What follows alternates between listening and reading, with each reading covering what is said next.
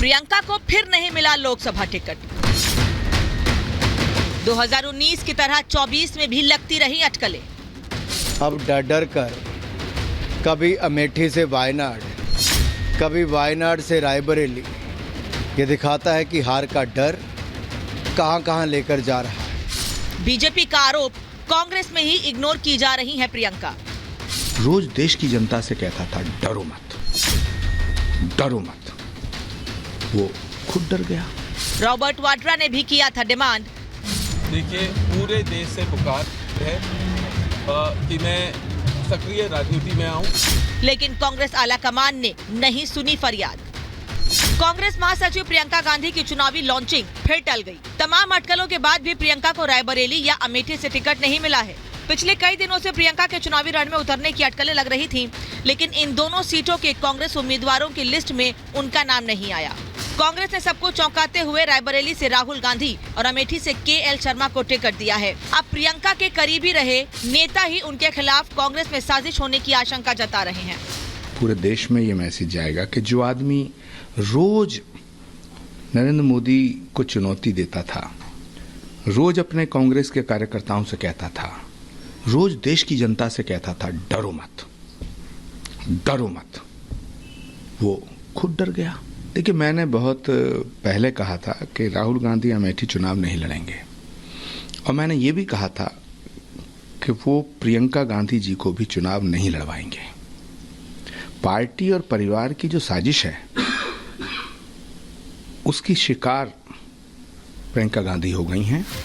प्रियंका गांधी उत्तर प्रदेश की सियासत में काफी दिनों से सक्रिय हैं। 2022 उत्तर प्रदेश विधानसभा चुनावों में उन्होंने कांग्रेस के चुनाव प्रचार की कमान संभाली थी। इसके अलावा वो मां सोनिया और भाई राहुल के लिए भी अमेठी रायबरेली में मोर्चा संभालती रही हैं। इसीलिए राजनीति के जानकारों को प्रियंका के चुनावी मैदान में उतरने की पूरी उम्मीद थी। लेकिन तमाम कयासों के बाद भी प्रियंका गांधी को नहीं मिला लोकसभा टिकट। अटकलों चर्चाओं के बाद भी नहीं मिला टिकट। उत्तर प्रदेश में लंबे समय से सक्रिय हैं प्रियंका गांधी। उनके पति रॉबर्ट वाड्रा ने भी खुद के टिकट के लिए पैरवी की। रॉबर्ट वाड्रा के समर्थन में पोस्टर भी लगाए गए। वाड्रा ने प्रियंका के लड़ने की बात भी कही थी, लेकिन प्रियंका रॉबर्ट दोनों को ही नहीं मिला लोकसभा टिकट। आपको बता दें कि प्रियंका के पति रॉबर्ट वाड्रा ने खुद चुनाव में उतरने की ख्वाहिश जाहिर की थी, लेकिन उनकी इच्छा पर कांग्रेस के किसी नेता ने भी बयान तक जारी नहीं किया था। देखिए, पूरे देश से पुकार है कि मैं सक्रिय राजनीति में आऊं, पर यह है क्योंकि मैं देश के लोगों के लिए हमेशा निकलता हूं, लोगों के बीच में रहता हूं। मैंने 1999 से वहां प्रचार किया, लोगों के बीच में रहा, और 2004 में भारी बहुमत से सोनिया जी को जिता के लाए। तो कांग्रेस के कार्यकर्ता अमेठी में राहुल गांधी का इंतजार कर रहे थे, लेकिन राहुल गांधी पहुंच गए रायबरेली, और अब वहां की जनता और कार्यकर्ता किस तरह से इस फैसले को देख रही है, इस खास रिपोर्ट में जानते हैं। जान चुके हैं कि वहां से उनकी हार निश्चित है, क्योंकि 2019 के चुनाव में जिस तरीके से हारने के बाद दोबारा उन्होंने अमेठी का मुंह नहीं देखा, तो जानते तो वहां से हार उनकी निश्चित है। गांधी परिवार यहाँ पर लंबे अरसे से रहा, और जितने लंबे अरसे से रहा है उस हिसाब से यहाँ पर उन्होंने कुछ भी नहीं किया। उनकी माता जी 2019 में रायबरेली से लोकसभा चुनाव जीती थी, और जीत का सर्टिफिकेट तक लेने के लिए नहीं आई। 5 साल बाद आज वो रायबरेली आई हैं, वो भी अपने पुत्र के नामांकन के लिए। राहुल जी इसलिए वहाँ से भागे कि पिछले सालों में कई सालों से वो आए भी नहीं वहाँ पे, और लगातार वो समझ रहे हैं हताशा उनके अंदर है। रायबरेली से अगर अमेठी से उनको इमोशनल अटैचमेंट होता तो वो वायनाड छोड़ते, उन्होंने अमेठी को छोड़ दिया, वहाँ की जनता ने उनको छोड़ दिया। अमेठी से इसलिए भागा कि वायनाड इनका टेस्ट है, उन्होंने पिछली बार वहाँ से चुनाव जीता था, अब की बार यहाँ चलने हैं, क्योंकि इनकी मम्मी एक भी पैसा यहाँ खर्चा नहीं किया। पूरी निधि जो थी उनकी सांसद निधि वो वापस कर दिया। रायबरेली में गांधी परिवार ने कुछ नहीं किया, जैसी की तैसी हमारी रायबरेली पड़ी है।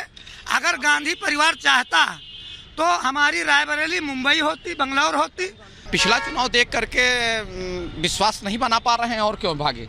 दूसरी चीज़, सबसे बड़ी चीज़, स्मृति ईरानी जी ने, भारतीय जनता पार्टी ने, मोदी जी की नीतियों ने जो काम किया देश के लिए, और अमेठी के लिए या रायबरेली के लिए जो काम किया, वो काम सराहनीय रहा।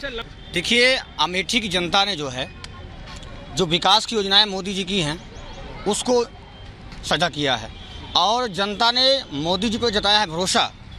इसीलिए जो है अमेठी से उनको हटना पड़ा। उनको लगा कि अमेठी से हम जीत नहीं पाएंगे, केवल जनता को यहाँ ठगने का उन्होंने प्रयास किया।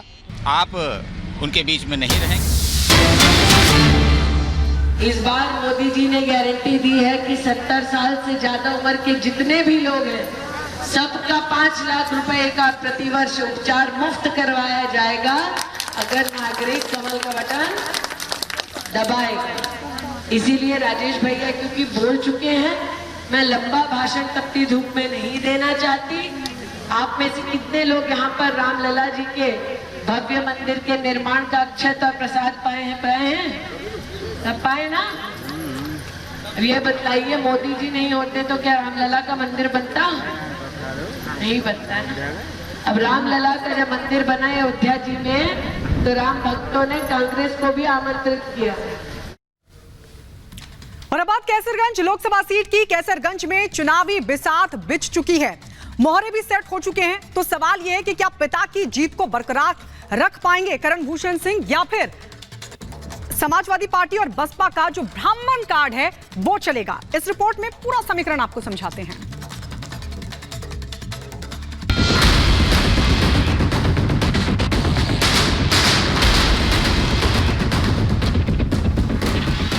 सस्पेंस खत्म हो चुका है, नाम फाइनल हो चुके हैं, लिस्ट भी सामने आ गई है। अब इंतजार है तो 20 मई का, जब कैसरगंज की जनता अपने पसंदीदा नेता के लिए वोट डालेगी। करीब 1.5 महीने पहले लोकसभा चुनाव की तारीखों का ऐलान हो चुका था, लेकिन किसी भी पार्टी ने यूपी की हाई प्रोफाइल सीट कैसरगंज पर पत्ते नहीं खोले थे। 2 चरणों की वोटिंग के बाद आखिरकार नामों का खुलासा हो गया। बीजेपी ने मौजूदा सांसद ब्रजभूषण शरण सिंह का टिकट काटकर उनके बेटे करण भूषण सिंह को दिया है। तो समाजवादी पार्टी ने भगत राम मिश्रा पर दांव लगाया, तो बहुजन समाज पार्टी ने नरेंद्र पांडे को मैदान में उतारा है। नाम फाइनल हुआ तो प्रत्याशियों ने नामांकन दाखिल करने में देरी नहीं की। बीजेपी उम्मीदवार करण भूषण सिंह अपने भाइयों के साथ नामांकन करने पहुंचे। इस दौरान उनके भाई गोंडा से विधायक प्रतीक भूषण और चचेरे भाई सुमित सिंह भी मौजूद थे। बहुत बढ़िया महसूस करें, मेरे जीवन का सबसे बड़ा पल है और मैं कैसरगंज तो सारी जनता को सबको धन्यवाद करता हूँ और निवेदन करता हूँ कि जब मैं बीच में आऊँगा तो मुझे उतना अपने पिताजी जैसा प्यार और आशीर्वाद जनता से मिलेगा। बेटे को टिकट मिलने के बाद रिपब्लिक भारत से बातचीत में ब्रजभूषण शरण सिंह ने कहा कि उन्हें टिकट कटने का कोई अफसोस नहीं है, बल्कि उनका बेटा जीत हासिल करेगा। खुद करण सिंह भी अपनी जीत को लेकर आश्वस्त दिखाई दे रहे हैं। लड़ रहे हैं और जीतेंगे। आप आश्वस्त है कि जीतेंगे? बहुत भारी मतों से। आपका जो मार्जिन रहा है हमेशा से सीट पर काफी ज्यादा रहा है, आपको भरपूर यहाँ रहेगा, दोगुना रहेगा। दोगुना रहेगा। आप नहीं लड़ रहे, इसका अफसोस है? क्या लगता है कि मुझे अफसोस है?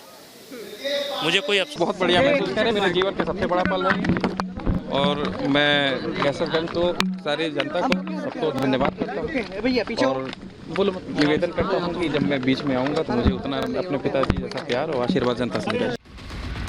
बीजेपी ने ब्रजभूषण के बेटे को टिकट देकर बड़ा दांव चला है, क्योंकि कैसरगंज सीट पर ब्रजभूषण शरण सिंह का अच्छा खासा प्रभाव है। सीट पर ब्राह्मण और राजपूत वोटर निर्णायक भूमिका में होते हैं और ये बीजेपी का कोर वोटर रहा है। ऐसे में बीजेपी ब्रजभूषण सिंह को नजरअंदाज कर कोई गलती नहीं करना चाहती। वहीं सपा और बसपा ने बीजेपी के खिलाफ ब्राह्मण कार्ड खेला है। लोकसभा चुनाव के लिए अखिलेश और राहुल में गठबंधन हुआ और इसी गठबंधन के तहत कैसरगंज सीट सपा के खाते में गई।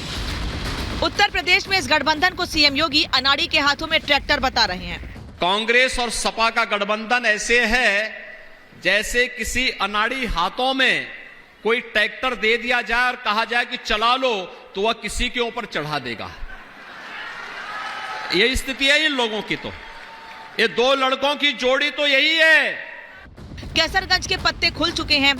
अब देखना होगा कि बीजेपी का दांव सटीक बैठता है या फिर सपा बसपा ने जो ब्राह्मण कार्ड खेला है वो काम करता है। Bureau report, Republic Bharat.